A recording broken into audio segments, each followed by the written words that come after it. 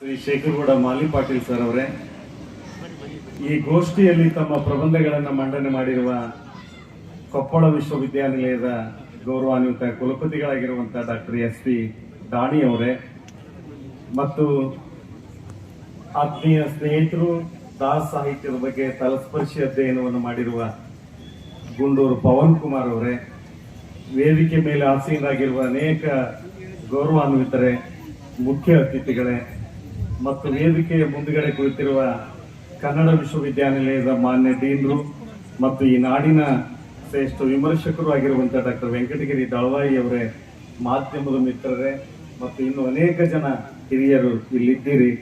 ತಮ್ಮೆಲ್ಲರಿಗೆ ನಾನು ವಂದನೆಗಳನ್ನು ಸಲ್ಲಿಸ್ತಾ, ಇವತ್ತು ಈ ಗೋಷ್ಠಿಯಲ್ಲಿ 3 ಪ್ರಬಂಧಗಳು ಮಂಡನೆ ಆಗಬೇಕಾಗಿತ್ತು, ಆದರೆ 2 ಪ್ರಬಂಧಗಳು ಇಲ್ಲಿ ಮಂಡನೆಯಾದವು. ಇವತ್ತು ಕನ್ನಡ ಸಾಹಿತ್ಯ ಸಮ್ಮೇಳನಗಳನ್ನ, ಇದು ಜಿಲ್ಲಾ ಸಾಹಿತ್ಯ ಸಮ್ಮೇಳನ, ಜಿಲ್ಲಾ ಸಾಹಿತ್ಯ ಸಮ್ಮೇಳನಗಳನ್ನ ನಾವೆಲ್ಲ ಜಿಲ್ಲಾ ಮಟ್ಟದಲ್ಲಿಯೋ ಅಥವಾ ಯಾವುದಾದ್ರೂ ಒಂದು ಪ್ರಮುಖ ತಾಲೂಕಾ ಮಟ್ಟದಲ್ಲಿ ಅದನ್ನ ನಾವು ಮಾಡ್ತೇವೆ. ಆದ್ರೆ ಇವತ್ತು ನಮಗೆ ಹಿರೇಮನ್ನಾಪುರ ಅನ್ನುವಂತ ಒಂದು ಗ್ರಾಮದಲ್ಲಿ ಈ ಸಾಹಿತ್ಯ ಸಮ್ಮೇಳನವನ್ನ ಮಾಡಿರುವಂತದ್ದು ನಿಜವಾಗಲೂ ಕೂಡ ಇದೊಂದು ಶ್ಲಾಘನೀಯ ಕಾರ್ಯ ಅಂತ ನಾನು ಅನ್ಕೊಂಡಿದ್ದೀನಿ. ಇವತ್ತೇನು ಕನ್ನಡ ಸಾಹಿತ್ಯವನ್ನ ನಾವು ಕೇವಲ ದೊಡ್ಡ ದೊಡ್ಡ ಪಟ್ಟಣಗಳಲ್ಲಿ, ದೊಡ್ಡ ದೊಡ್ಡ ನಗರಗಳಲ್ಲಿ ಅದನ್ನು ಆಚರಣೆ ಮಾಡುವುದಾಗಿರ್ಲಿ ಅಥವಾ ಇಂಥ ಕಾರ್ಯಕ್ರಮಗಳನ್ನು ಹಮ್ಮಿಕೊಳ್ಳುವುದಾಗಿರ್ಲಿ, ಅದೆಲ್ಲವನ್ನ ಬಿಟ್ಟು ಇವತ್ತು ಗ್ರಾಮೀಣ ಭಾಗದಲ್ಲಿ ನಮ್ಮ ಜನತೆಯಲ್ಲಿ ಕನ್ನಡದ ಅಭಿಮಾನವನ್ನ ಮೂಡಿಸ್ತಕ್ಕಂಥ ಒಂದು ಕೆಲಸವನ್ನ ಇವತ್ತು ಕನ್ನಡಾಭಿಮಾನಿಗಳೆಲ್ಲ ಸೇರಿ ಇಲ್ಲಿ ಮಾಡಿರುವಂತದ್ದು ಬಹಳ ಉತ್ತಮವಾಗಿರುವಂತ ಸಂಗತಿ.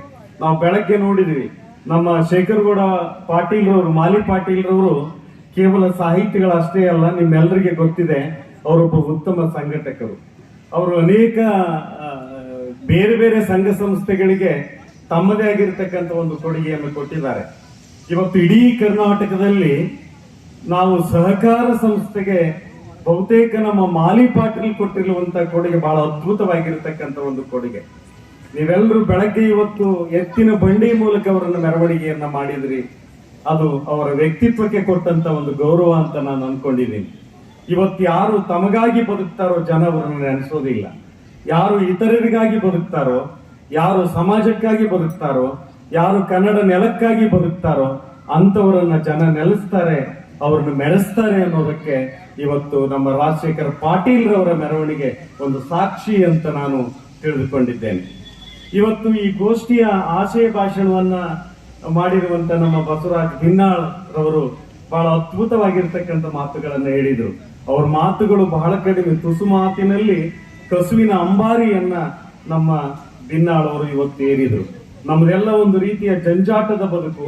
ಈ ಜಂಜಾಟದ ಬದುಕಿನಲ್ಲಿ ನಾವು ಬರೆಯುವಂತ ನಮ್ಮ ಸಾಹಿತ್ಯ, ಅದರ ಕೊಡುಗೆ ಏನು ನಮ್ಮ ಸಮಾಜಕ್ಕೆ, ಅಥವಾ ಒಬ್ಬ ಸಾಹಿತಿಯ ಜವಾಬ್ದಾರಿ ಏನು ಅಂತನ್ನುವಂಥದ್ದನ್ನ ತಮ್ಮ ಮಾತುಗಳಲ್ಲಿ ಅವರು ಹೇಳ್ತಾ ಹೋದ್ರು. ಸಾಹಿತ್ಯ ಅನ್ನೋದು ಅದು ನಿರಂತರವಾಗಿ ನಮ್ಮನ್ನು ಎತ್ತರಿಸ್ತಾ ಹೋಗ್ಬೇಕು ಅನ್ನುವಂತ ಮಾತು. ನಾವೆಲ್ಲ ಹಳ್ಳಿಗಾಡಿನಿಂದ ಬಂದಂತವ್ರು, ನಾವೆಲ್ಲ ದನ ಕಾದವರು, ಕುರಿ ಕಾದವರು, ಆಡು ಕಾದವರು. ನಮ್ಮ ಅಜ್ಜಿ ಒಂದು ಮಾತು ಹೇಳ್ತಿದ್ದು, ನಾವು ಸಣ್ಣವರಿದ್ದಾಗ, ನಮ್ಮ ಆಕಳು ಮನೆಗೆ ಬಂದ ಮೇಲೆ ಅದು ರಾತ್ರಿ ಮೆಲುಕು ಹಾಕದೆ ಹೋದ್ರೆ ಅದಕ್ಕೇನೋ ಒಂದು ರೋಗ ಬಂದಿದೆ ಅಂತ. ಅಂದ್ರೆ ಹಗಲತ್ತೆಲ್ಲ ಮೇಯ್ದು ಬಂದಿರುವಂತ ಆಕಳು ರಾತ್ರಿ ಅದು ಮೆಲುಕು ಹಾಕದೆ ಹೋಗಿದ್ರೆ ಅದು ಹೇಗೆ ರೋಗ ಬರುತ್ತೋ ಹಾಗೆ ನಾವು ಸಾಹಿತಿಗಳಾದಂಥವ್ರು, ಪ್ರಜ್ಞಾವಂತರುಗಳಾದಂಥವ್ರು, ಹೋರಾಟಗಾರರಾದಂಥವ್ರು, ಅಕ್ಷರವಂತರಾದಂಥವ್ರು ನಾವೇನಾದರೂ ನಮ್ಮ ಬದುಕಿನ ಕುರಿತು, ನಮ್ಮ ಕುಟುಂಬದ ಕುರಿತು, ನಮ್ಮ ಸಮುದಾಯದ ಕುರಿತು, ನಮ್ಮ ಸಮಾಜದ ಕುರಿತು, ನಮ್ಮಲ್ಲಿರುವಂತಹ ಅನೇಕ ಸಮಸ್ಯೆಗಳ ಕುರಿತು ನಾವು ಮಾತಾಡದೆ ಹೋದ್ರೆ ನಮಗೂ ಕೂಡ ಆ ಮೆಲುಕು ಹಾಕದೇ ಇರುವಂತ ಆ ಹಸುವಿಗೆ ಹೇಗೆ ರೋಗ ಬಂದಿದೆಯೋ ಹಾಗೆ ನಮಗೂ ಕೂಡ ರೋಗ ಬಂದಿದೆ ಅಂತ ನಾವು ತಿಳ್ಕೋಬೇಕಾಗಿದೆ. ಇವತ್ತು ಆ ರೋಗಕ್ಕೆ ಮದ್ದು ಯಾವುದು ಅನ್ನೋದನ್ನ ನಾವೇ ಅದನ್ನ ಕಂಡುಕೊಳ್ಳುವಂತ ಒಂದು ಪ್ರಕ್ರಿಯೆಯಲ್ಲಿ ನಾವು ತೊಡಗಬೇಕು ಅನ್ನುವಂತ ಒಂದು ಎಚ್ಚರಿಕೆ ಮಾತನ್ನ ನಮ್ಮ ಬಸವರಾಜ್ ಭಿನ್ನಾಳ್ ಅವರು ತಮ್ಮ ಮಾತುಗಳಲ್ಲಿ ಹೇಳಿದರು. ಇವತ್ತು ನಮ್ಮ ಮಧ್ಯೆ ನಾವು ಅನೇಕ ರೀತಿಯ ಸಂಘರ್ಷದ ಗೋಡೆಗಳನ್ನು ಕಟ್ಟಿಕೊಂಡಿದ್ದೇವೆ. ಎಷ್ಟೆಷ್ಟು ನಾವು ನಮ್ಮ ದುರಂತ ಏನು ಅಂದ್ರೆ, ನಾವು ಎಷ್ಟೆಷ್ಟು ಇವತ್ತು ವಿದ್ಯಾವಂತರಾಗ್ತಾ ಇದ್ದೇವೋ, ಎಷ್ಟೆಷ್ಟು ನಾವು ಪ್ರಜ್ಞಾವಂತರಾಗ್ತಾ ಇದ್ದೇವೋ, ಇವತ್ತು ನಮ್ಮ ಮಧ್ಯೆ ಅನೇಕ ಜಾತಿಯ ಗೋಡೆಗಳನ್ನ, ಪ್ರಾದೇಶಿಕತೆಯ ಗೋಡೆಗಳನ್ನ ಕಟ್ಟಿಕೊಳ್ತಾ ಇರತಕ್ಕಂಥದ್ದು ಬಹಳ ದುರಂತದ ಒಂದು ಸಂಗತಿ. ಆದರೆ ನಮ್ಮ ಪರಂಪರೆ ಹಾಗಲ್ಲ. ನಮ್ಮ ದಾಣಿಯವರು ಬಹಳ ಚೆನ್ನಾಗಿ ತಮ್ಮ ವಿಚಾರಗಳನ್ನ ಹಂಚಿಕೊಂಡ್ರು. ಇಲ್ಲಿ ಅವರು ತಮ್ಮ ಸಾಹಿತ್ಯದ ಮೂಲಕ ಅನೇಕ ಸಾಹಿತ್ಯ ಏನ್ ಹೇಳುತ್ತದೆ ಈ ಸೌಹಾರ್ದತೆಯ ಕುರಿತಾಗಿ ಅನ್ನುವಂತ ವಿಚಾರಗಳನ್ನ ಅವರು ಆರಂಭದಿಂದ ಕೊನೆಯವರೆಗೆ ಆಧುನಿಕ ಸಾಹಿತ್ಯದವರೆಗೆ ತಮ್ಮ ವಿಚಾರಗಳನ್ನ ಬಿಚ್ಚಿಡ್ತಕ್ಕಂಥ ಒಂದು ಪ್ರಯತ್ನವನ್ನ ಅವರು ಮಾಡಿದರು. ಇವತ್ತು ನಮ್ಮ ಸಾಹಿತ್ಯ ನಮ್ಮ ಮನಮನಗಳನ್ನ ಬೆಸೆಯುವಂತ, ನಮ್ಮ ಮನೆಗಳನ್ನ ಕೂಡಿಸುವಂತ ಒಂದು ಕೆಲಸವನ್ನ ಮಾಡುವಂತ ತುರ್ತು ಅಗತ್ಯತೆ ಇದೆ ಅಂತ ನಾನು ಅಂದ್ಕೊಂಡಿದ್ದೇನೆ. ನಮ್ಮ ಅನೇಕ ಜನ ಹಿರಿಯರು ನಮ್ಮ ನೆಲದಲ್ಲಿ ಒಳ್ಳೆಯ ವಿಚಾರಗಳನ್ನ ಬಿತ್ತಿದ್ದಾರೆ. ನಾವು ಯಾವತ್ತೂ ಬಿತ್ತಿರುವಂತದ್ದು ಅದು ಬೆಳೀತದೆ, ಆದ್ರೆ ನಾವು ಹೂತ್ರೆ ಅದು ಕೊಳೀತದೆ. ಆದ್ರೆ ನಮ್ಮ ಹಿರಿಯರು ಹೂಳುವಂತ ಕೆಲಸವನ್ನ ಮಾಡಿಲ್ಲ, ನಮ್ಮ ಹಿರಿಯರು ಬಿತ್ತುವಂತ ಒಂದು ಕೆಲಸವನ್ನ ಮಾಡಿದ್ದಾರೆ. ಆ ಏನೇನು ಬಿತ್ತಿದ್ರು ನಮ್ಮ ಮನದಲ್ಲಿ ಎನ್ನುವಂತ ವಿಚಾರಗಳನ್ನ ದಾಣಿಯವರು ಇಲ್ಲಿ ಹೇಳ್ತಾ ಹೋದ್ರು. ಈ ನಮ್ಮ ನೆಲ ಇವತ್ತೇನು ಅವಿಭಜಿತ ರಾಯಚೂರು ಜಿಲ್ಲೆ ಇದೆಯಲ್ಲ, ಇದು ಬಹಳ ಕಾಲದಿಂದಲೂ ಕೂಡ ಕ್ರಿಸ್ತಪೂರ್ವ ಕಾಲದಿಂದಲೂ ಕೂಡ ಒಂದು ಸೌಹಾರ್ದತೆಯ ನೆಲ ಇದು. ಅಶೋಕನಂತ ಅನೇಕ ಜನ ರಾಜರು ಏನು ನಾವು ದಕ್ಷಿಣದ ರಾಜಧಾನಿ ಸುವರ್ಣಗಿರಿ ಅಂತ ನಾವೇನು ಕರಿತೀವಲ್ಲ, ಈ ಸುವರ್ಣಗಿರಿ ನಮ್ಮ ಭಾಗದಲ್ಲಿ ಇತ್ತು. ನಾವೆಲ್ಲರೂ ಬಹಳ ಅಭಿಮಾನ ಪಟ್ಕೊಂಡು ಸುವರ್ಣಗಿರಿ ಅಂದ ತಕ್ಷಣವೇ ನಮ್ಮ ಪಕ್ಕ ಇರುವಂತ ಕನಕಗಿರಿನೋ ಅಥವಾ ನಮ್ಮ ಹಿಂದಿನ ಜಿಲ್ಲೆಯ ಮಸ್ಕಿಯೋ ಅಂತಂದು ನಾವು ಕರಿತೇವೆ. ಆದ್ರೆ ನಮ್ಮ ಸುವರ್ಣಗಿರಿ ಕನಕಗಿರಿಯೂ ಅಲ್ಲ, ಮಸ್ಕಿಯೂ ಅಲ್ಲ ಅನ್ನುವಂಥದ್ದು ಇತ್ತೀಚಿನ ಸಂಶೋಧನೆ. ನಮ್ಮ ಸುವರ್ಣಗಿರಿ ಯಾವುದು ಅಂದ್ರೆ ಇವತ್ತು ನಮ್ಮ ಕಲಬುರಗಿ ಜಿಲ್ಲೆಯ ಚಿತ್ತಾಪುರ ತಾಲೂಕಿನ ಸನ್ನತಿ ಅನ್ನುವಂಥದ್ದು ನಮ್ಮ ಸುವರ್ಣಗಿರಿ ಅಂತ ಅನ್ನೋದು. ಆದ್ರೆ ಇಲ್ಲಿ ಅಶೋಕ ಈ ಭಾಗಕ್ಕೆಲ್ಲ ಸುತ್ತಾಡಿದ ಅನ್ನುವಂಥ ವಿಚಾರ ಇದೆ. ಇವತ್ತು ಸನ್ನತಿಯಲ್ಲಿ ಅಶೋಕನ ಒಂದು ಶಿಲ್ಪ ಇದೆ. ಆತನ ಕೌಟುಂಬಿಕ, ಆತನ ಹೆಂಡತಿ, ಆತನ ಮಕ್ಕಳು ಕೂಡ ಆ ಶಿಲ್ಪದಲ್ಲಿ ಇರುವಂತದ್ದನ್ನ ನೋಡಿದ್ರೆ ಅನೇಕ ಜನ ಸಂಶೋಧಕರು ಈ ಭಾಗಕ್ಕೆ ಅಶೋಕ ಬಂದಿದ್ದ ಅಂತ ಅನ್ನೋದಾಗಿರ್ಲಿ. ನಮ್ಮ ಮಸ್ಕಿಯಲ್ಲಿ ಇಡೀ ಜಗತ್ತಿಗೆ ಶಾಂತಿ ಪ್ರಿಯನಾಗಿರುವಂತ ದೊರೆ ಯಾರು ಅಂತ ಅನ್ನೋದು 1916 ನಮ್ಗೆ ಗೊತ್ತಿರ್ಲಿಲ್ಲ. ಆದ್ರೆ ಒಬ್ಬ ಚಾರ್ಲ್ಸ್ ಬಿಡನ್ ಅಂತವನು ಗಣಿ ಇಂಜಿನಿಯರ್ ಈ ಭಾಗದಲ್ಲಿ ಸುತ್ತಾಡುವಾಗ ಆತನ ಕಣ್ಣಿಗೆ 4 ಅಕ್ಷರ ಬಿದ್ದು ಮಸ್ಕಿಯಲ್ಲಿ. ಅದನ್ನು ಓದಿದಾಗ ಅಶೋಕನ ದೇವನಾಂಪ್ರಿಯ ಪ್ರಿಯದರ್ಶಿ ದೊರೆ ಯಾರು ಈ ಜಗತ್ತಿನಲ್ಲಿ, ಆತ ಅಶೋಕ ಅನ್ನುವಂಥದ್ದು ಆ ಶಾಸನ ನಮಗೆ ತಿಳಿಯಪಡಿಸಿತು. ಹೀಗಾಗಿ ನಮ್ಮ ಗವಿಮಠದಲ್ಲಿ ಕೂಡ ಅಶೋಕನ ಒಂದು ಶಾಸನ ಇದೆ. ಈ ಶಾಸನಗಳೆಲ್ಲ ತಿರುಳೇನು ಅಂತಂದ್ರೆ ನಾವು ಸೌಹಾರ್ದತೆಯ ನೆಲದಲ್ಲಿ ಬದುಕಿದಂಥವರು. ಈ ನೆಲ ಸೌಹಾರ್ದತೆಯ ನೆಲ, ಇಲ್ಲಿರುವಂತ ಜನ ಸೌಹಾರ್ದತೆಯಿಂದ ಬದುಕಬೇಕು ಅಂತಂದು ಇಡೀ ಮನುಕುಲಕ್ಕೆ ಸಂದೇಶವನ್ನ ಬಿಟ್ಟಿರುವಂತ ಈ ಶಾಸನಗಳು ನಮ್ಮ ಈ ಸೌಹಾರ್ದತೆಯ ನೆಲದಲ್ಲಿ ಇರುವಂತದ್ದು. ನಮ್ದು ಕೋಪಳ ನಗರ ಅನ್ನೋದು ಕೊಪ್ಪಳ, ಒಂದು ಕಾಲಕ್ಕೆ ಇದು ಜೈನದ ಬಹಳ ಮಹತ್ವದ ಕೇಂದ್ರ ಆಗಿತ್ತು ಅಂತನ್ನೋದು. ಜೈನ ಮುನಿಗಳು ಅವತ್ತು ಶಾಂತಿಯ ಸಂದೇಶವನ್ನ ಈ ನೆಲಕ್ಕೆ ಬಿತ್ತಿರುವಂತ ಸಂಗತಿಗಳು ಕೂಡ ಅನೇಕ ಇವೆ. ಈ ಎಲ್ಲ ವಿಚಾರಗಳನ್ನ ನಮ್ಮ ದಾಣಿಯವರು ತಮ್ಮ ಮಾತಿನಲ್ಲಿ ಹೇಳ್ತಾ ಹೋದ್ರೆ ಅವರಿಗೆ ಸಮಯ ಸಾಲಿಲ್ಲ. ಇವತ್ತು ನಾವು ಅರ್ಥವನ್ನ ಮಾಡ್ಕೋಬೇಕಾಗಿದೆ. ಹತ್ತಿರವಿದ್ದು, ಅದಕ್ಕೆ ನಮ್ಮ GS ಶಿವರುದ್ರಪ್ಪನವರು ಒಂದು ಮಾತು ಹೇಳ್ತಾರೆ, ಹತ್ತಿರವಿದ್ದು ದೂರ ನಿಲ್ಲುವೆವು ನಮ್ಮ ಹಮ್ಮಿನ ಕೋಟೆಯಲ್ಲಿ, ಹೊಂದಿಕೆ ಎಂಬುದು ಎಷ್ಟು ಕಷ್ಟವೋ 4 ದಿನದ ಈ ಬದುಕಿನಲ್ಲಿ.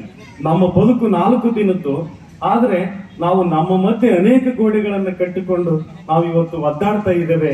ಅದನ್ನು ಬಿಟ್ಟು ನಾವು ನಮ್ಮ ಬದುಕಿನ ನಂದನಕ್ಕೆ ಬರಬೇಕು ಅನ್ನುವಂಥದ್ದನ್ನ ಹೇಳ್ತಾರೆ ಅವರು. ಎಲ್ಲಿದೆ ನಂದನ, ಎಲ್ಲಿದೆ ಬಂಧನ, ಎಲ್ಲ ಇವೆ ಈ ನಮ್ಮೊಳಗೆ. ಒಳಗಿನ ತಿಳಿಯನ್ನು ಕಲಕದೆ ಇದ್ದರೆ ಅಮೃತದ ಸವಿ ಇದೆ ನಾಲಿಗೆಗೆ. ಆ ಅಮೃತದ ಸವಿಯನ್ನ ನಾವು ಈ ಸಾಹಿತ್ಯದ ಮೂಲಕ, ನಮ್ಮ ಬದುಕಿನ ಮೂಲಕ ನಾವು ಕಟ್ಟಿಕೊಳ್ಳಬೇಕು ಅನ್ನುವಂತ ಆ ಕವಿಯ ಸಂದೇಶವನ್ನ ಇವತ್ತೆಲ್ಲರೂ ನಾವು ಅರ್ಥ ಮಾಡ್ಕೋಬೇಕಾಗಿದೆ. ನಮ್ಮ ಗುಂಡೂರವರಿಗೆ ಸಮಯ ಸಾಲಿಲ್ಲ. ಅವರು ನಿಜವಾಗಲೂ ನಾವೆಲ್ಲರೂ ಏನ್ ತಿಳ್ಕೊಂಡಿದೀವಿ ಅಂತಂದ್ರೆ, ಇವತ್ತು ನಮ್ಮ ಇಡೀ ಕರ್ನಾಟಕದ ಸಾಹಿತ್ಯದಲ್ಲಿ ನಮ್ಗೆ ದಾಸ ಸಾಹಿತ್ಯವು ಕೂಡ ಬಹಳ ಮುಖ್ಯವಾಗಿರುವಂತದ್ದು. ಆದ್ರೆ ಈ ದಾಸ ಸಾಹಿತ್ಯದ ತವರು ಮನೆ ನಮ್ಮ ರಾಯಚೂರು ಜಿಲ್ಲೆ ಅಂತ ನಾವು ತಿಳ್ಕೊಂಡಿದ್ವಿ. ಆದ್ರೆ ನಮ್ಮ ಕೊಪ್ಪಳ ಜಿಲ್ಲೆ ಕೂಡ ರಾಯಚೂರು ಜಿಲ್ಲೆ ಒಂದು ಭಾಗ ಹಿಂದೆ. ನಮ್ಮ ಮಾನ್ವಿಯಲ್ಲಿ ಅನೇಕ ಜನ ದಾಸರು ಅಲ್ಲಿದ್ರು ಅಂತ ಅನ್ನೋದಾಗಿರ್ಲಿ, ಅಥವಾ ನಮ್ಮ ವಿಜಯನಗರದ ಕಾಲದಲ್ಲಿ ಕೂಡ ಒಂದು ದಾಸಕೂಟ ಅನ್ನುವಂಥದ್ದು ನಮ್ಮ ವಿಜಯನಗರದಲ್ಲಿ ಇತ್ತು.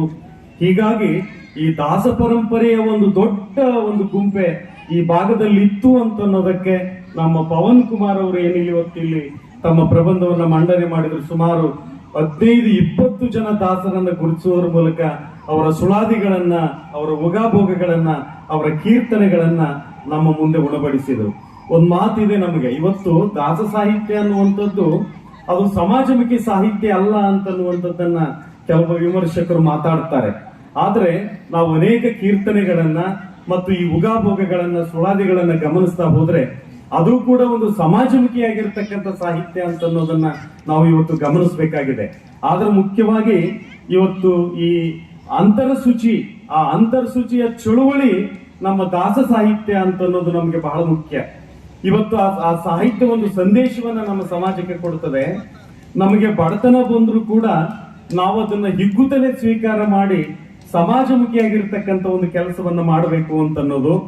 ಈ ಭಕ್ತಿ, ಜ್ಞಾನ, ವೈರಾಗ್ಯಗಳು ಮಾನವನಲ್ಲಿ ಬೆಳೆಯಬೇಕಾದ್ರೆ ಆ ವ್ಯಕ್ತಿ ನೀತಿ ನಿಯಮಗಳನ್ನ ಸದಾ ತಮ್ಮ ಜೀವನದಲ್ಲಿ ಅಳವಡಿಸ್ಕೋಬೇಕು ಅನ್ನುವಂಥದ್ದನ್ನ ಈ ದಾಸ ಸಾಹಿತ್ಯ ತಮ್ಮ ಸಂದೇಶವನ್ನ ಕೊಡುತ್ತದೆ. ನಮ್ಮ ಸಮಾಜದಲ್ಲಿ ಅನೇಕ ರೀತಿಯ ಡಂಬಾಚಾರಗಳಿತ್ತು. ನಮ್ಮ ವಚನ ಸಾಹಿತ್ಯ ಆಗಿರ್ಲಿ, ನಮ್ಮ ಜನಪದ ಸಾಹಿತ್ಯ ಆಗಿರ್ಲಿ, ಆ ತತ್ವಪದ ಸಾಹಿತ್ಯ ಆಗಿರ್ಲಿ, ಅದೆಲ್ಲ ಈ ಡಾಂಬಿಕತೆಗೆ ಒಂದು ಪರಿಹಾರವನ್ನು ಹುಡುಕ್ತಕ್ಕಂತ ಕೆಲಸವನ್ನು ಕೂಡ ಆ ಸಾಹಿತ್ಯ ಮಾಡಿತು. ಹಾಗೆ ನಮ್ಮ ದಾಸ ಸಾಹಿತ್ಯವು ಕೂಡ ಅದನ್ನು ಮಾಡುತ್ತೆ ಅನ್ನೋದಕ್ಕೆ ನಮ್ಮ ಮುಂದೆ ಅನೇಕ ರೀತಿಯ ಉದಾಹರಣೆಗಳಿವೆ. ನಮ್ಮ ಪುರಂದರದಾಸರ ಕೆಲವೊಂದು ಅವರ ಹಾಡುಗಳನ್ನ ನಾವು ಗಮನಿಸುವುದಾದ್ರೆ ಅವರು ಒಂದ್ ಕಡೆ ಬರೀತಾರೆ, ಮಡಿ ಮಡಿ ಮಡಿ ಎಂದು ನೀನ್ ಯಾಕೆ ಮೂರ್ನಾಲ್ಕು ಆರ್ತಿ ಮಡಿ ಮಡಿ ಎಲ್ಲಿ ಬಂತು ಬಿಕನಾಸಿ ಅಂತ ಕೇಳ್ತಾರೆ ಅವರು. ಆ ಮಡಿಯೂ ನೀನೆ, ಮೈಲಿಗೂ ನೀನೆ, ಸುಡಲಿ ನಿನ್ನ ಬಿಡು ಬಿಕನಾಸಿ, ಚರ್ಮವ ತೊಳೆದರೆ ಕರ್ಮವು ಹೋಗುವುದೇ, ಮರ್ಮವ ತಿಳಿಯದ ಬಿಕನಾಸಿ ಅಂತೇಳಿ ಆ ಮಡಿಯ ಕುರಿತು ಆ ಪುರಂದರದಾಸರು ಹೇಳುವಂಥದ್ದು. ನಮ್ಮ ಗೋಪಾಲದಾಸರು ಈ ದೇಹವ ಹೊರಭಾಗದ ಶುಚಿಯೇ ಮಡಿಯಲ್ಲ, ಮನಸ್ಸು ಬದಲಾಗುವುದು ಮಡಿ, ಮನ ಪರಿವರ್ತನೆ ಅನ್ನುವಂಥದ್ದು ಇದೆಯಲ್ಲ, ಈ ಮನ ಪರಿವರ್ತನೆಯೇ ನಿಜವಾದ ಮಡಿ ಅನ್ನುವಂತ ಮಾತನ್ನ ಮನಸುದ್ದಿ ಇಲ್ಲದವ ಹಚ್ಚಿಕೊಂಡ ನಾಮಗಳು ಹೆಮ್ಮೆಗೆ ಬರೆ ಕೊಟ್ಟಂತೆ. ನಾವೇನು ನಾಮಗಳನ್ನ ಹಚ್ಚಿಕೊಳ್ತೀವಲ್ಲ, ಈ ನಾಮ ಹಚ್ಚಿಕೊಂಡ್ರೆ ನಾವು ಅದು ಮನಸುದ್ದಿಗಾಗಿ ನಾಮವನ್ನ ಹಚ್ಚಿಕೊಳ್ತೀವಿ ಅಂತನ್ನುವಂತ ಮಾತನ್ನು ಹೇಳ್ತಾ, ಆ ಬರೀ ನಾವು ಮನಸುದ್ದಿಯನ್ನ ಮಾಡದೆ ನಾಮಗಳನ್ನ ಹಚ್ಚಿಕೊಂಡ್ರೆ ಆ ಎಮ್ಮೆಗೆ ಬರೆ ಕೊಟ್ಟಂತೆ ಅನ್ನುವಂತ ಒಂದು ವಿಚಾರವನ್ನ ಅವರು ಹೇಳುವಂಥದ್ದು. ಇವತ್ತೇನು ನಾವು ಅಂಬೇಡ್ಕರ್ ಒಂದ್ ಕಡೆ ಒಂದು ಮಾತು ಹೇಳ್ತಾರೆ, ನಾವು ದುಡಿಯುವಂತ ನಮ್ಮ ಸಂಪತ್ತಿನಲ್ಲಿ ನಿನಗೆ ಬರುವಂತ ಆದಾಯದಲ್ಲಿ ಒಂದಿಷ್ಟನ್ನ ನಿನ್ನ ಸಮಾಜಕ್ಕೆ ವ್ಯಯ ಮಾಡಬೇಕು ಅಂತ ಅನ್ನೋದು. ಹಾಗೆ ನಮ್ಮ ದಾಸರು ಕೂಡ, ನಿಮಗೆ ನಮ್ಮ ಶರಣರು ಕೂಡ ನಿಮ್ಮ ಆದಾಯದಲ್ಲಿ ಬರುವಂತ ಒಂದಿಷ್ಟು ಹಣವನ್ನ ನಿಮ್ಮ ಸಮಾಜದ ಅಭಿವೃದ್ಧಿಗಾಗಿ ವ್ಯಯ ಮಾಡಿ ಎನ್ನುವಂತ ಒಂದು ಸಂದೇಶವನ್ನ ಅವರು ಕೊಟ್ಟರು. ಒಂದು ಅರ್ಥವು ನಿನಗೂ ದೊರೆಯುತ್ತಾಯ್ತೆಂದಡೆ ಚಂದದಿ ಚಿಂತಿಸುವ ಅನಂತ ಪರಿಯಲ್ಲಿ, ದಾಸರು ಹೇಳೋದು ಇದು. ನಿನಗೇನಾದ್ರೂ ಒಂದಿಷ್ಟು ಹಣ ಸಿಕ್ತು ಅಂತಂದ್ರೆ ನೀನು ನಿನ್ನ ಸಮಾಜಕ್ಕೆ ಅದನ್ನು ಒಂದಿಷ್ಟು ವ್ಯಯ ಮಾಡ್ತೀನಿ ಅನ್ನುವಂತ ಪ್ರಜ್ಞೆ ನಿನ್ನಲ್ಲಿರ್ಲಿ. ಒಂದು ಭಾಗ ದೇವ ಸಮುದಾಯಕ್ಕೆ ಕೊಡು, ಒಂದು ಭಾಗ ಪಿತೃಗಳಿಗೆ ನೀನು ಮಾಡು, ಒಂದು ಭಾಗ ಪರಿವಾರ ಬಂಧುಗಳಿಗೆ ಮಾಡು. ಅದೆಲ್ಲವನ್ನು ಕೊಟ್ಟು ನೀನು ಆನಂದದಿಂದ ಉಳುಕಂಡ್ಯ ಅನ್ನುವಂತ ಒಂದು ಮಾತನ್ನ ಈ ದಾಸರು ಹೇಳ್ತಾರೆ ಅಂತಂದ ಮೇಲೆ ಇವತ್ತು ದಾಸ ಸಾಹಿತ್ಯವೂ ಕೂಡ ಅದು ಜನಮುಖಿಯಾಗಿ, ಸಮುದಾಯಮುಖಿಯಾಗಿ ಕೂಡ ತನ್ನ ಕೆಲಸವನ್ನ ಮಾಡಿತು ಅನ್ನುವಂತ ಮಾತನ್ನ ನಮ್ಮ ಗುಂಡೂರಾವ್ರವರು ಬಹಳ ಅರ್ಥಗರ್ಭಿತವಾಗಿರ್ತಕ್ಕಂಥ ಒಂದು ಮಾತುಗಳನ್ನ ಹೇಳಿದ್ದಾರೆ. ಅವರು ಅನೇಕ ಹಸ್ತಪ್ರತಿಗಳನ್ನ ನಾವು ನೋಡಿದ್ದೇನೆ ಮತ್ತು ಸಂಗ್ರಹಿಸಿದ್ದೇನೆ, ಅನೇಕ ಹಾಡುಗಳನ್ನ ನಾನು ರೆಕಾರ್ಡಿಂಗ್ ಮಾಡಿದ್ದೇನೆ ಅನ್ನುವಂತ ಮಾತನ್ನ ಹೇಳಿದ್ರು. ನಾನು ಕುಳಿತಾಗ ನಮ್ಮ ಮಾಲಿ ಪಾಟೀಲ್ರು ಒಂದು ಮಾತು ಹೇಳಿದ್ರು, ನೋಡ್ರಿ ಇಲ್ಲಿಯವರೆಗೆ ನಮ್ದು ಸಂಪದ್ಭರಿತವಾಗಿರುವಂತ ಸಾಹಿತ್ಯ ನಮ್ಮ ನೆಲದಲ್ಲಿದೆ, ಆದ್ರೆ ಇತ್ತೀಚೆಗೆ ನಮ್ಮ ಪರಿಷತ್ತುಗಳಂತವುಗಳು ಆ ಮುದ್ರಣ ಸೇವೆಯನ್ನು ಪ್ರಕಟಣೆ ಮಾಡ್ತಕ್ಕಂಥ ಒಂದು ಕೆಲಸವನ್ನ ಮಾಡ್ತಾ ಇಲ್ಲ ಅಂತನ್ನೋದು. ಇವತ್ತು ದಾಸ ಸಾಹಿತ್ಯದ ಕುರಿತು ಇಲ್ಲಿ ಕೆಲಸ ಆಗಿಲ್ಲ, ಶರಣ ಸಾಹಿತ್ಯದ ಕುರಿತು ಈ ಭಾಗದಲ್ಲಿ ಕೆಲಸ ಆಗಿಲ್ಲ, ಹಾಗೇನೆ ನಮ್ಮ ತತ್ವಪದ ಸಾಹಿತ್ಯದ ಕುರಿತಾಗಿ ಕೂಡ ಕೆಲಸ ಮಾಡಿಲ್ಲ ಅನ್ನುವಂತ ಒಂದು ವಿಚಾರವನ್ನ ಹೇಳಿದ್ರು. ಈ ಭಾಗದ ಮಿತ್ರರಲ್ಲಿ, ಸಂಶೋಧಕ ಮಿತ್ರರಲ್ಲಿ ಒಂದು ವಿನಂತಿಯನ್ನ ಈ ವೇದಿಕೆ ಮೂಲಕ ಮಾಡಿಕೊಳ್ತೇನೆ. ಹೀಗೆ ನಿರ್ಲಕ್ಷಿತ ಆಗಿರ್ತಕ್ಕಂಥ ಇಂತಹ ಸಾಹಿತ್ಯದ ಕುರಿತು ನಾವು ಇವತ್ತು ಸಂಶೋಧನೆಯನ್ನು ಕೈಗೊಳ್ತಕ್ಕಂಥ ಅವಶ್ಯಕತೆ ಇದೆ.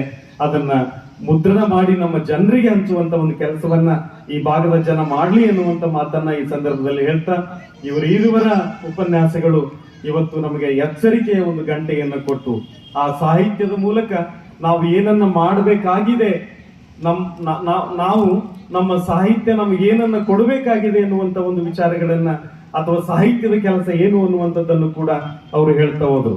ಇವತ್ತು ಈ ಪ್ರೀತಿ, ನಂಬಿಕೆ, ವಿಶ್ವಾಸ ಸಹಿಷ್ಣುತೆಯಿಂದಲೂ ಕೂಡ ಬರೆಯಬಹುದು ಅನ್ನುವುದನ್ನ ಮರೆತು ಮಾತಾಡ್ತಕ್ಕಂಥ ಈ ಹೊತ್ತಿನಲ್ಲಿ ನಮಗೆ ಪಾಕಿಸ್ತಾನದ ಕವಿ ಘನಶ್ಯಾಮ್ ಅಗರ್ವಾಲ್ರ ಕವಿತೆ ಒಂದು ನೆನಪಾಗುತ್ತೆ ನಮಗೆ. ಅಂದ್ರೆ ಇವತ್ತು ನಮ್ಮ ಸಮಾಜದಲ್ಲಿ ಒಬ್ಬ ಬರಹಗಾರರ, ಸಾಹಿತಿಗಳ ಅಥವಾ ಹೋರಾಟಗಾರರ, ಚಿಂತಕರ ಅಥವಾ ಪ್ರಜ್ಞಾವಂತರ ಜವಾಬ್ದಾರಿ ಏನಿದೆ ಅಂತ ಅನ್ನೋದನ್ನ ನಾವು ಅರ್ಥ ಮಾಡ್ಕೋಬೇಕಾಗಿದೆ. ಅವ್ರು ಹೇಳ್ತಾರೆ ತಮ್ಮ ಕವಿತೆಯಲ್ಲಿ, ಈತ ರಾಜಕಾರಣಿ, ಈತ ಬಾಂಬ್ ಸೃಷ್ಟಿಸಿದ, ಈತನಿದ್ದು ಬಾಂಬ್ ಸೃಷ್ಟಿಯಾಯಿತು, ಈತನಿಗೆ 10 ಬಾರುಕೋಲಿನಿಂದ ಬಾರಿಸಿರಿ. ಈತ ಧರ್ಮಗುರು, ಈತ ಬಾಂಬಿಗೆ ಧರ್ಮಗುಣ ನೀಡಿದ, ಈತನಿಗೆ 20 ಬಾರುಕೋಲಿನಿಂದ ಬಾರಿಸಿರಿ. ಈತ ಕವಿ, ಈತ ಲೇಖಕ, ಈತ ಕಲಾವಿದ, ಈತ ಪ್ರಜ್ಞಾವಂತ, ಈತ ಬೋಧಕ, ಈತನಿದ್ದೂ ಬಾಂಬ್ ಸೃಷ್ಟಿಯಾಯಿತು, ಈತನಿಗೆ 100 ಬಾರುಕೋಲಿನಿಂದ ಬಾರಿಸಿರಿ. ಅಂದ್ರೆ ನಮ್ಮೆಲ್ಲರ ಜವಾಬ್ದಾರಿ ಏನಿದೆ ಅಂತನ್ನುವಂಥದ್ದನ್ನ ಇವತ್ತು ನಾವು ಅರ್ಥ ಮಾಡಿಕೊಳ್ಬೇಕಾದಂತ ತುರ್ತು ಅಗತ್ಯತೆ ಇದೆ. ಇವತ್ತು ಸಾಹಿತ್ಯದಲ್ಲಿ ಅನೇಕರು ಅನೇಕ ರೀತಿಯ ಬಗೆಗಳನ್ನ, ಪ್ರಕಾರಗಳನ್ನ ಮಾಡ್ತಾ ಹೋಗ್ತಾರೆ. ಒಂದು ಶ್ರೇಷ್ಠ ಸಾಹಿತ್ಯ, ಇನ್ನೊಂದು ಕನಿಷ್ಠ ಸಾಹಿತ್ಯ ಅನ್ನುವಂಥ ಮಾತುಗಳು ಕೂಡ ನಮ್ಮ ಮಧ್ಯೆ ಇವೆ. ಒಂದು ಉತ್ತಮ ಕೃತಿ, ಒಂದು ಉತ್ತಮ ಕಲೆ, ಒಂದು ಉತ್ತಮ ಹಾಡು, ಒಂದು ಉತ್ತಮ ನೃತ್ಯ ಅನ್ನೋ ರೀತಿಯಲ್ಲಿ ಕೂಡ ಕೆಲವೊಂದ್ಸಲ ನಾವು ಅನೇಕ ಮಾನದಂಡಗಳನ್ನ ಇಟ್ಟುಕೊಂಡು ಮಾತಾಡುವ ಈ ಸಂದರ್ಭದಲ್ಲಿ ನಮ್ಮ ಸಾಹಿತ್ಯ ಅಥವಾ ನಮ್ಮ ಬರವಣಿಗೆ ಒಂದು ಕ್ಷಣ ನನ್ನನ್ನ ಅಥವಾ ನನ್ನ ಜಾತಿಯನ್ನ ಮರೆಸಿದ್ರೆ, ಅದು ಒಂದು ಕ್ಷಣ ನನ್ನ ಅಹಂಕಾರವನ್ನ ಮರೆಸಿದ್ರೆ, ಅದು ಒಂದು ಕ್ಷಣ ನನ್ನ ಅಧಿಕಾರವನ್ನ ಮರೆಸಿದರೆ, ಅದು ಒಂದು ಕ್ಷಣ ನನ್ನ ಶ್ರೀಮಂತಿಕೆಯನ್ನ ಮರೆಸಿ ನನ್ನನ್ನು ಉತ್ತಮ ದಾರಿಗೆ ತರುವಂತ ಒಂದು ಕೆಲಸವನ್ನ ಯಾವ ಸಾಹಿತ್ಯ ಮಾಡ್ತದೋ, ನಮ್ಮನ್ನ ಯಾವುದು ಮನುಷ್ಯನನ್ನಾಗಿ ಮಾಡ್ತದೋ, ಅದು ನಿಜವಾದ ಸಾಹಿತ್ಯ ಅಂತ ಅನ್ನೋದನ್ನ ನಾವೆಲ್ಲರೂ ಇವತ್ತು ಅರ್ಥ ಮಾಡ್ಕೋಬೇಕಾಗಿದೆ. ನಾವು ಸಾಹಿತ್ಯದ ಪಾತ್ರಗಳಿಗಾಗಿ ಅನೇಕ ಪಾತ್ರಗಳನ್ನ ಸೃಷ್ಟಿ ಮಾಡಿಕೊಂಡಿದ್ದೇವೆ. ಒಬ್ಬ ಭಿಕ್ಷುಕನನ್ನ ಪಾತ್ರದ ಸಾಹಿತ್ಯವನ್ನಾಗಿ ಮಾಡ್ಕೊಳ್ತೇವೆ, ಒಬ್ಬ ಮಹಿಳೆಯನ್ನ ಪಾತ್ರದ ಸಾಹಿತ್ಯವನ್ನಾಗಿ ಮಾಡ್ಕೊಳ್ತೇವೆ, ಒಬ್ಬ ಅಂಗವಿಕಲನನ್ನ ಸಾಹಿತ್ಯದ ಪಾತ್ರವನ್ನಾಗಿ ಮಾಡಿಕೊಳ್ತೇವೆ, ಒಬ್ಬ ನಿರ್ಗತಿಕನ ಸಾಹಿತ್ಯದ ಪಾತ್ರವನ್ನಾಗಿ ಮಾಡ್ಕೊಳ್ತೇವೆ. ಅದೇ ನಿರ್ಗತಿಕ, ಅದೇ ಬಡವ, ಅದೇ ಅಂಗವಿಕಲ, ಅದೇ ಒಬ್ಬ ಭಿಕ್ಷುಕ ನಮ್ಮ ಮನೆಯ ಮುಂದುಗಡೆ ಬಂದಾಗ ನಮ್ಮ ವರ್ತನೆ ಹೇಗಿರ್ತದೆ ಅನ್ನುವಂತ ಆತ್ಮಾವಲೋಕನವನ್ನು ಇವತ್ತು ನಾವು ಮಾಡಿಕೊಂಡು ಅವನನ್ನ ಮಾನವೀಯ ದೃಷ್ಟಿಯಿಂದ ನೋಡುವಂತ ಒಂದು ಬಗೆ ಇವತ್ತು ನಮ್ಮ ಮಧ್ಯೆ ಹುಟ್ಟಬೇಕಾಗಿದೆ. ನಮ್ಮ ಬದುಕು ಮತ್ತು ಬರಹ ಇವೆರಡು ನಮ್ಮ ಮಧ್ಯೆ ಸಮನಾಗಿ ನಡೆದುಕೊಂಡು ಹೋದಾಗ ನಮ್ಮ ಸಾಹಿತ್ಯಕ್ಕೆ ಅದು ಬೆಲೆ ಬರುತ್ತದೆ ಅನ್ನುವಂತ ಮಾತನ್ನ ಈ ಸಂದರ್ಭದಲ್ಲಿ ಹೇಳ್ತಾ, ನಮ್ಮ ದಳವಾಯಿಯವರು ಒಂದು ಕಡೆ ಭಾಷಣ ಮಾಡುವಾಗ ಒಂದು ಮಾತು ಹೇಳ್ತಿದ್ರು. ಅವರು ನಮ್ಮ ಸಾಹಿತ್ಯ, ನಮ್ಮ ರಾಘವಾಂಕ, ಜನ ಬದುಕಲೆಂದು ಕಾವ್ಯವಂ ಪೇಳ್ವೆ ಎಂದ ರಾಘವಾಂಕ, ಜನ ಬದುಕಲಿ ಅಂತ ನಾನು ಕಾವ್ಯವನ್ನ ಹೇಳಿದೆ ಅಂತನ್ನೋದು. ನಮ್ಮ ಕ್ರಾಂತಿಕಾರಿ ತೆಲುಗು ಕವಿ ಶ್ರೀಕವಿ ಒಂದು ಮಾತು ಹೇಳ್ತಾನೆ, ದೇಶಮಂಟೆ ಮಟ್ಟಿಕಾದೋ ದೇಶಮಂಟೆ ಮನುಷ್ಯಲೋ. ಯಾವುದು ಒಬ್ಬ ಸಾಹಿತ್ಯ ಜನರನ್ನ ಬಿಟ್ಟು ಮನುಷ್ಯನನ್ನ ಬಿಟ್ಟು ಅದು ಇಲ್ಲ. ಅಂದ್ರೆ ದೇಶ ಅಂದ್ರೆ ಮಣ್ಣಲ್ಲ, ದೇಶ ಅಂದ್ರೆ ಮನುಷ್ಯ ಅಂತ.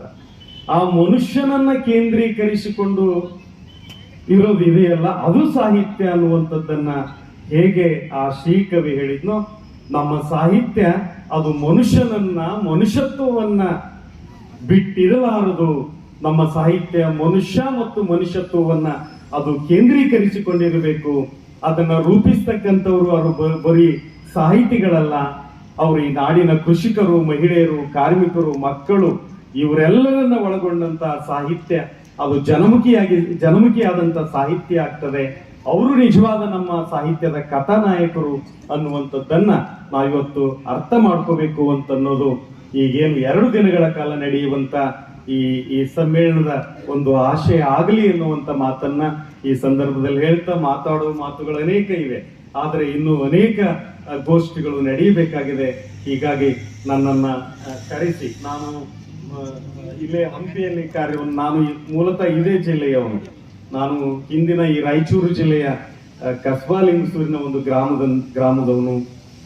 ಈ ಭಾಗದಲ್ಲಿ ಅನೇಕ ಕ್ಷೇತ್ರ ಕಾರ್ಯಕ್ಕಾಗಿ ನಾನು ಹಿಂದೆ ತಿರುಗಾಡಿದ್ದೇನೆ. ನಾನು ರಾಣಿ ಚೆನ್ನಮ್ಮ ವಿಶ್ವವಿದ್ಯಾನಿಲಯದಲ್ಲಿ ಪ್ರಾಧ್ಯಾಪಕನಾಗಿದ್ದೆ, ಕನ್ನಡ ವಿಶ್ವವಿದ್ಯಾನಿಲಯದಲ್ಲಿ ಪ್ರಾಧ್ಯಾಪಕನಾಗಿದ್ದೆ, ಇವತ್ತು ನಮ್ಮ ಪಕ್ಕದ ಜಿಲ್ಲೆಯ ಗದಗಿನ ಒಂದು ವಿಶ್ವವಿದ್ಯಾನಿಲಯಕ್ಕೆ ಕುಲಸಚಿವನಾಗಿ 4-5 ದಿನಗಳ ಹಿಂದೆ ಹೋದೆ. ಅದೆಲ್ಲ ನಿಮ್ಮೆಲ್ಲರ ಆಶೀರ್ವಾದ ಅಂತ ನಾನು ತಿಳ್ಕೊಂಡಿದ್ದೀನಿ. ನನಗೆ ಬಹಳ ನೈತಿಕ, ರಾಜಕೀಯ ಕ್ಷೇತ್ರದಲ್ಲಿ ಬಹಳ ನೈತಿಕ ಒಂದು ಶಕ್ತಿ ಅಂತಂದ್ರೆ ಈ ಭಾಗದ ಅಮರೇಗೌಡ ಪಾಟೀಲ್ ಬಯ್ಯಾಪುರ ಸಾಹೇಬ್ರವರು. ನಾನು ಹಿಂದೆ ವಿದ್ಯಾರ್ಥಿಯಾಗಿದ್ದಾಗ ಮತ್ತು ಲಿಂಗ್ಸ್ಕೂರಿನಲ್ಲಿ ನಾನು ಪ್ರಾಥಮಿಕ ಶಾಲಾ ಶಿಕ್ಷಕ ಮತ್ತು ಹೈಸ್ಕೂಲ್ ಶಿಕ್ಷಕನಾಗಿದ್ದಾಗ ನನ್ನ ಹೆಡ್ ಮಾಸ್ಟರ್ ಇಲ್ಲಿ ಕುಂತಿದ್ದಾರೆ, JK ಗೌಡಪ್ಪ ಸರ್ ಅಂತವರು. ಅವರೆಲ್ಲ ನಮ್ಗೆ ಬಯ್ಯಾಪುರ ಸಾಹೇಬ್ರಂತವರು ಒಂದು ನೈತಿಕ ಬಲವನ್ನು ಕೊಟ್ಟು ಆ ಶಕ್ತಿಯನ್ನ ತುಂಬಿದಂಥವರು. ಅವರು ಇದೇ ತಾಲೂಕಿನ ಮಾಜಿ ಸಚಿವರು ಅಂತ ಹೇಳಲಿಕ್ಕೆ ನನಗೆ ಬಹಳ ಹೆಮ್ಮೆ ಅನಿಸ್ತದೆ. ಹೀಗಾಗಿ ನಾನು ನಿಮ್ಮೆಲ್ಲರ ಒಂದು ಕೂಸು ಅಥವಾ ನೀವೆಲ್ಲರೂ ಎತ್ತಿಕೊಂಡಂತ ವ್ಯಕ್ತಿ ಅನ್ನುವಂತ ಒಂದು ವಿನಮ್ರದ ಮಾತನ್ನ ಈ ಸಂದರ್ಭದಲ್ಲಿ ಹೇಳ್ತಾ ನನ್ನ ಮಾತುಗಳನ್ನು ಆಲಿಸಿರುವಂತ ತಮ್ಮೆಲ್ಲರಿಗೆ ವಂದಿಸಿ ನನ್ನ ಮಾತುಗಳನ್ನು ಮುಗಿಸ್ತೇನೆ. ನಮಸ್ಕಾರ.